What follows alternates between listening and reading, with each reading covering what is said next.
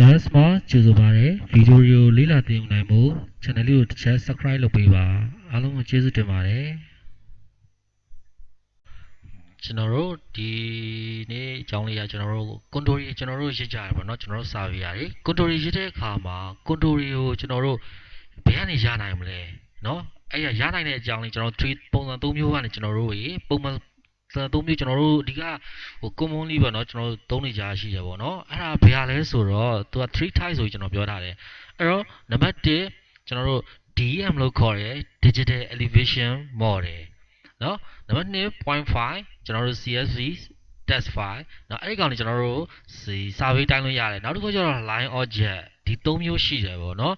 အဲ့တော့အဲ့3မျိုးချင်းကိုကျွန်တော်ရှင်းပြမယ်ပြီးရင်ဒီ3မျိုးတွေကတစ်ခုချင်းစီရနေပြီးတော့မှ control ရစ်ပုံလေးတွေလည်းကျွန်တော် video file လေးပြန်လုပ်ပေးမယ်เนาะအဲ့တော့ကျွန်တော်တို့စသွားလိုက်အောင်တစ်ခုချင်းစီကြည့်အောင်ဒီမှာ DEM file ပေါ့နော်အဲ့တော့ DEM file ဆိုရဲအရှိကတော့ digital elevation model သူကတော့ကျွန်တော်တို့ကကောင်းကင် online source data နေပြီးတော့ပေါ့နော်ကျွန်တော်တို့ချိုးနေရမှာကျွန်တော်တို့ဒီfee survey ကျွန်တော်တို့ရောမစင်းတော့ဘူး geologically data အရာကျွန်တော်တို့က location တွေကောက်တယ်အဲ့ location နေရာတွေကိုကျွန်တော်တို့က online data source အနေနဲ့ကျွန်တော်တို့ဘာလုပ်လဲဆိုရင်ကျွန်တော်တို့ဘာလုပ်လို့ရလဲဆိုရင် download တွေဆွဲလို့ရတယ်เนาะအဲ့ဆွဲလိုက်တဲ့ download ရတဲ့ DEM file တွေကိုကျွန်တော်တို့ဒီ server 3ဒီကျွန်တော် controlling software နဲ့ control software နဲ့ကျွန်တော်တို့ပြန်ရစ်လိုက်မယ်ဆိုရင်ကျွန်တော်တို့ control တွေထွက်ပါတယ်ပေါ့နော်အဲ့ဒါပြင်ကိုအလုပ်ဆက်လုပ်လို့ရတာပေါ့နော်ဒါဒီဘယ်ဟာလဲဆိုတော့ DEM file ဆိုတဲ့ digital elevation model ဆိုတဲ့ file ဟုတ်ပြီနောက်တစ်ခုကကျွန်တော်တို့ surveyor ဆိုလဲအများစုကျွန်တော်တို့သိပြီးသားပါเนาะ surveyor အကုန်လုံးအဲ့တော့ကျွန်တော်တို့ survey တိုင်းပဲ survey တိုင်းတဲ့အခါမှာကျွန်တော်တို့เนาะ survey တိုင်းတဲ့ data file တွေ process လုပ်တဲ့အခါမှာ excel file ရတယ် point file ပေါ့เนาะအဓိက CSV နောက်တစ်ခုကျတော့ test file เนาะဒါတွေရှိတယ်ပေါ့အဲ့ရှိတဲ့ file များမှာကျွန်တော်တို့တွေက point เนาะ excel နဲ့ပြောမှဆိုကျွန်တော်တို့မှာ PNEZD ဆိုပေါ့เนาะဒါexample ပေါ့เนาะဒါ point file ဒီ point file ကနေလည်းကျွန်တော်တို့ဘာလုပ်လို့ရလဲ control ရေးလို့ရတယ်ပေါ့เนาะအဲ့တော့နောက်တစ်ခု line object เนาะအဲ့တော့ကျွန်တော် line object ဆိုတာဘာလဲဒါလေးကတော့ကျွန်တော်ဗီဒီယိုလေးလုပ်ပြမှာပေါ့เนาะဒီကောင်လေးတွေအဲ့တော့ line object ဆိုတာကကျွန်တော်တို့တွေတခါတလေကျွန်တော်တို့ server အများစုကြုံလာလိမ့်မယ်ကျွန်တော်တို့ read only control เนาะ read only နဲ့ဖတ်လို့ရမယ်ဥပမာကျွန်တော်ပုံမှန်ရိုးရိုး AutoCAD အဲ့လို AutoCAD မှာသွားဖွင့်လဲဒီကောင်တွေကပွင့်တယ်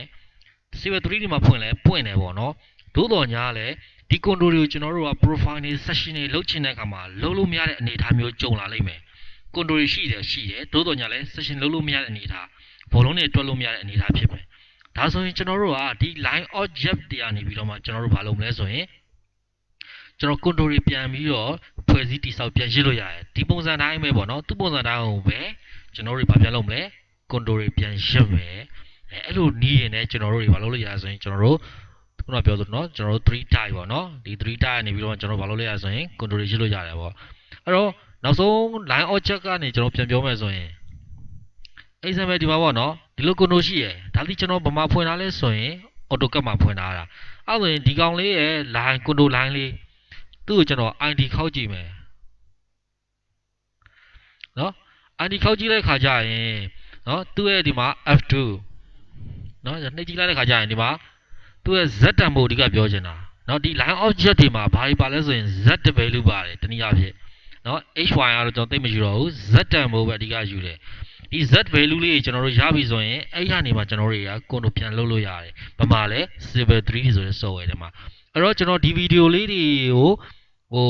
ဘယ်လိုထပ်ပြီးတော့ကျွန်တော်လုပ်ပြမယ်ပေါ့နော်။တစ်ခုချင်းစီရဲ့ဟာကိုလုပ်ပြမယ်နော်။ကျွန်တော် DEM elevation model အတွက်လည်းဗီဒီယိုတစ်ခုလာမယ်။အဲ့တော့ point file အတွက်လည်းကျွန်တော်တစ်ခုလာမယ်။ line object နဲ့လုပ်တဲ့ဟာကိုလည်းကျွန်တော်ဗီဒီယိုလေးကျွန်တော်လုပ်ပေးထားမှအတွက်နောက်သင်ခန်းစာတွေမှာကျွန်တော်တို့ပြန်ဆောင်လာအောင်